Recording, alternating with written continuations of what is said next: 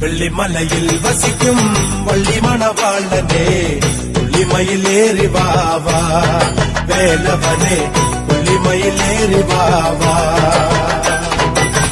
வெள்ளிமலையில் வசிக்கும் வள்ளி மணவாளனே புள்ளிமயில் ஏறி வாவா வேலவனே புள்ளிமயில் ஏறி வாவா.